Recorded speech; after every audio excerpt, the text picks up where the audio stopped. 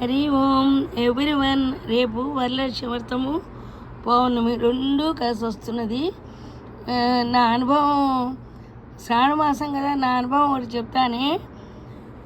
ఇది నిజంగా జరిగింది మాట. ఎక్కడంటే బెంగళూరులో జరిగింది. ఏంటంటే ఫస్ట్ అదే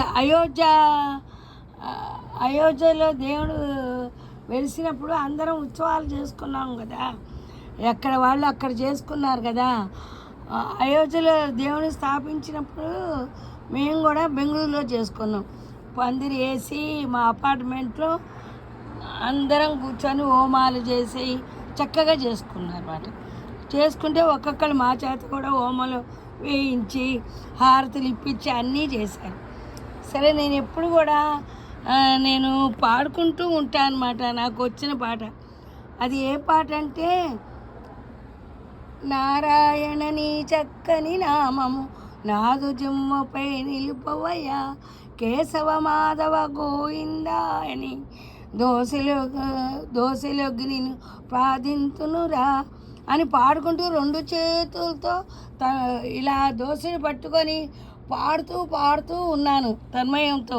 నాకు తెలియదు, నా చేతిలో ఏదో పడితే నేను అనుకున్నాను పూలమాల పడి దేవుని చూస్తూ ప్రార్థిస్తున్నాం. మన కలసంలో దేవుని స్థాపించి చక్కగా చేశారన్నమాట.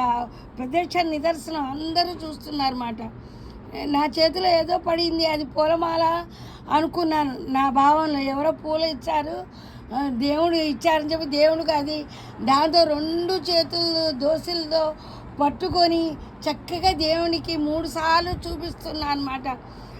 ఇలా తిప్పుతూ హారతి ఇచ్చినట్టు తిప్పుతూ ఇచ్చేస్తుంటే అందరూ నా దగ్గరకు వచ్చారు. ఒకళ్ళలోన నీళ్లు తీసుకొని వచ్చారు, ఒకళ్ళలోన ఆంటీ ఆంటీ అని పిలుస్తున్నారు. 3 సార్లు తిప్పడం అయింది, ఇంకా దేవునికి వేద్దాం అనుకున్నాను.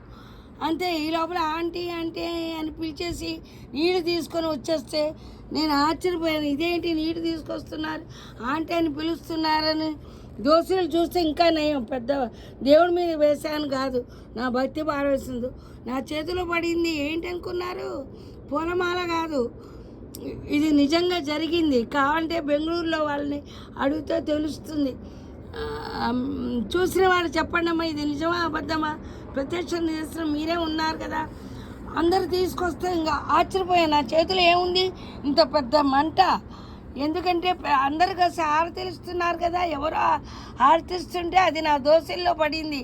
అప్పటిదాకా అది మంటని నాకు తెలియదు, నా చెయ్యి కాలేదు, ఇంకా నేను దేవుడి మీద వేయలేదు అనుకున్నా. అందరూ నీళ్ళు తీసుకొచ్చారు. ఎప్పుడైతే శృతిలోకి వచ్చానో అప్పటిదాకా భక్తి పారవేస్తూ ఉన్నాను, నాకేం తెలియలేదు.